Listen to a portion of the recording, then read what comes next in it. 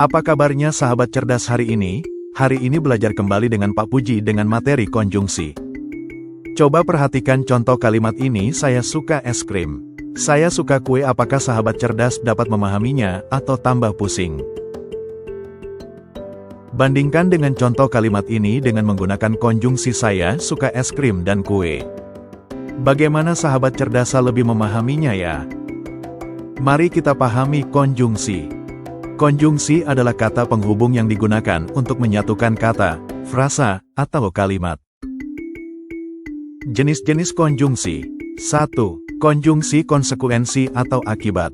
Konjungsi konsekuensi atau akibat adalah kata penghubung yang digunakan untuk menyatakan hasil atau akibat dari suatu peristiwa. Contoh kata konjungsi, dengan demikian akibatnya, oleh sebab itu, oleh karena itu. Contoh kalimat, dia sudah berjanji akan datang tepat waktu, dengan demikian, kami menunggunya. Hujan turun sejak pagi, akibatnya banyak jalanan banjir. Dia telat datang ke sekolah. Oleh sebab itu, dia tidak bisa mengikuti pelajaran. Cuaca buruk, oleh karena itu pertandingan dibatalkan. 2. Konjungsi kejadian sebelumnya. Konjungsi kejadian sebelumnya adalah kata penghubung yang menunjukkan urutan peristiwa, yaitu kejadian yang terjadi sesudah kejadian lain. Contoh kata konjungsi sebelum-sebelumnya. Contoh kalimat, sebelum berangkat sekolah, aku sarapan dulu. Sebelumnya, kami sudah belajar tentang matematika. Aku mencuci tangan sebelum makan. Kami bermain bola sebelum hujan turun. 3. Konjungsi lanjutan dari peristiwa. Konjungsi lanjutan dari peristiwa adalah kata penghubung yang digunakan untuk menyatakan kelanjutan atau urutan kejadian.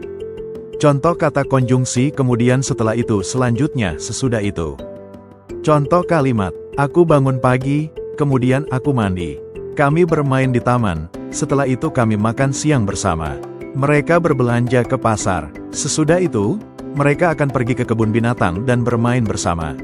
Ibu pergi ke pasar, selanjutnya ia memasak di rumah. 4. Konjungsi kebalikan. Konjungsi kebalikan adalah kata penghubung yang digunakan untuk menyatakan sesuatu yang berlawanan atau bertolak belakang dengan hal sebelumnya. Kata konjungsi kebalikan, sedangkan padahal sebaliknya meskipun.